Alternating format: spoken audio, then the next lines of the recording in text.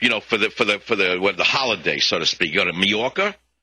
What, are you a Brit all of a sudden? You're flying to Mallorca with the family? You're going to drink too much, eat too much, malbriashi, that's the stuff? I mean, what are you going to do there? You're going to eat squid? Calamari? I mean, what are you going to do on your vacation? I don't know. I don't know what people do. Everyone has a different thing. But if you got young kids, yes, I could understand it. Take them somewhere where they want to go, or you want to expose them to art. I can understand that. Or a wedding you can go to. Told you when I was young and traveling on the MV Waterman, my big trip to Europe. After college, during college, it was a former troop ship in World War II. They converted it to a college boat. The greatest fun I ever had in my life was on that ship. We drink all night, and we would sleep all day. What fun. Those were the days. So many characters. God, I can't even remember them where they are today. I don't know. But the people I looked up to on that ship as like giants of the arts probably were never heard from. You know what I'm saying? When you're young, everything's upside down. You think you're nothing, and there's something. It turns out they're nothing, and you're something. I remember there was a guy, Andrew. I thought he was so smart because he had like a weird sense of humor. He sounded like he was on MSNBC today where, sarcasm and irony passes for intelligence. But he did it so well. He was rich. He went to a boarding school, and he grew up with that snotty attitude. And I kind of loved him because I thought he was so clever. I don't know if he ever amounted to anything, but I did, and he didn't. I would have heard of him if he did. But the point I'm getting is that was a vacation. There's no such thing as that anymore, to me. But if you're on a vacation, God bless you. If you got a quest coming up, if you enjoy it, it's good for you. Just not good for me. I'm going to be here is what I'm saying. So get ready for a long August because Michael Savage is going nowhere. Remember, I'm a member of the PGs or the GPs. Here for you on your local station. Savage. Imagine discovering an opportunity that can completely rebuild your retirement fund by 40% over the next 2 years. Does it sound too good to be true? It's not if you take action today. Call my good friends, and I mean good friends, at Swiss America. Gold IRAs have averaged 20% per year growth since 2001. It's just common sense to roll over dead paper assets into gold, the best performing asset of the century. Then you can relax no matter what happens on Wall Street. Call now for a complete Gold 101 DVD and my free CD. Call toll-free 888-867-8965. That's 888-867-8965. For nearly a decade, I've told you to trust Gold Coins and Swiss America. Today, it's more urgent than ever. Get my CD, DVD, and new special report. Call toll-free 888-867-8965. That's 888-867-8965. Learn before you earn. Don't just imagine rebuilding your wealth. Do it now. Call 888-867-8965 today. The Savage Nation. He has it all covered. Weekday afternoons 3 to 7. Talk 910 KNEW.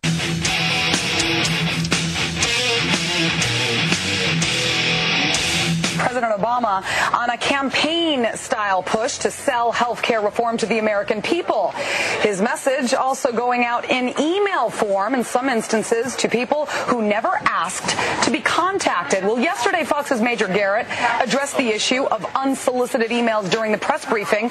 That's when things got a little nasty. I have received emails from people who did not in any way, shape, or form seek any communication from the White House, who have never registered on OFA, who have never registered on a campaign website. Let me finish my question. But let's be clear.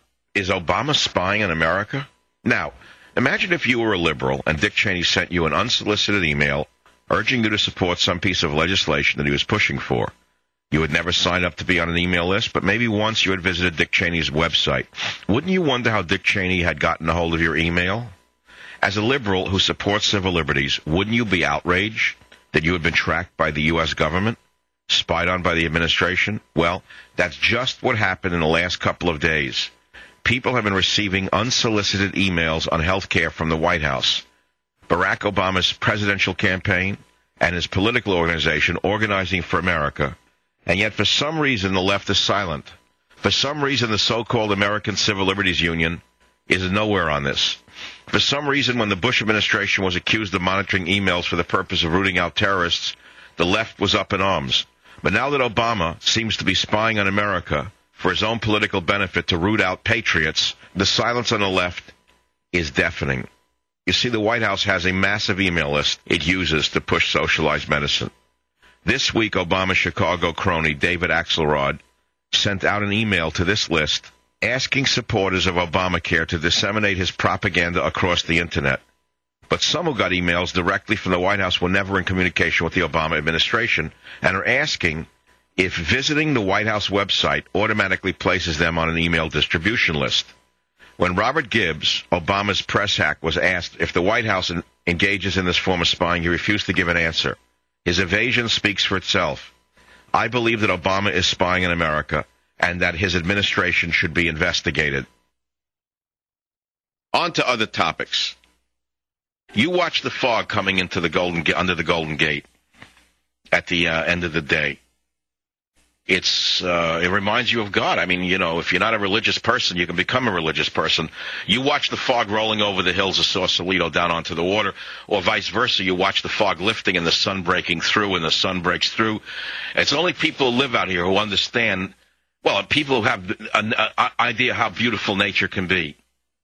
And then you read, you know, and we're playing Frankie Avalon for that reason, because I was talking about Catalina. Realize that it's part of a geological change. Catalina Island began as a part of the seabed, but a series of complicated plate movements created the island at least 20 million years ago.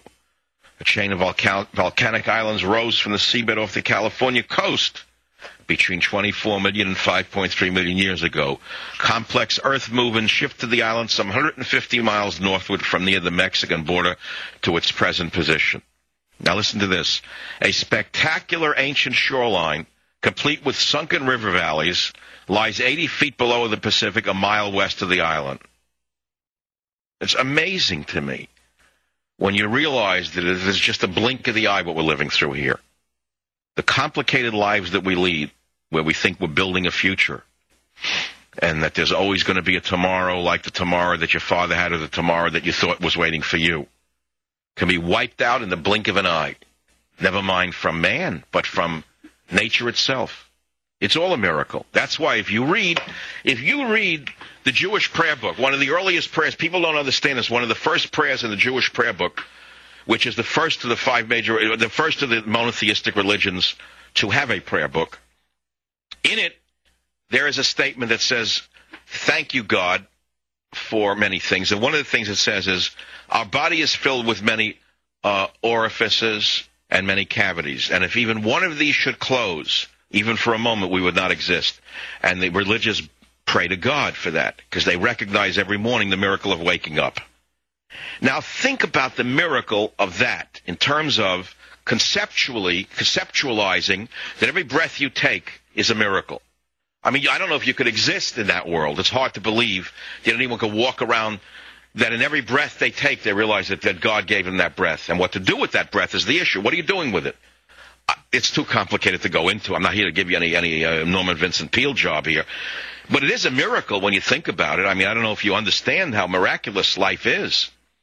Now we come to America, the greatest experiment in the history of man, a land where freedom was supposed to be granted to every man. But the freedom was not free, and the freedom was not to be given to you by a government.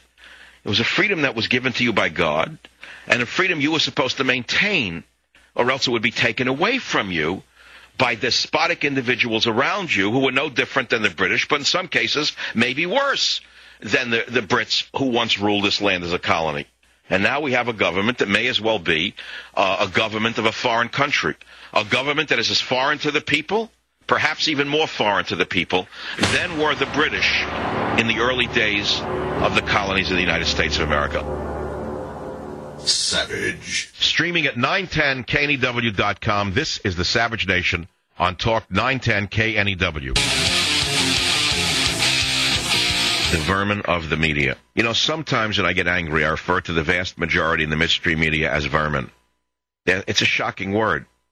According to Webster's dictionary, vermin comes from the Latin word vermis, which means worm, and is defined as, quote, small, common, harmful, or objectionable animals, as lice or fleas that are difficult to control. One such harmful member of the mainstream media did an article on me in which they completely obliterated the real facts. She referred to one of the terrorists who had been placed on the UK ban list as a, quote, Hamas lawmaker. She referred to me as a shock jock. She repeated lies about me fabricated by the Soros-funded Media Matters.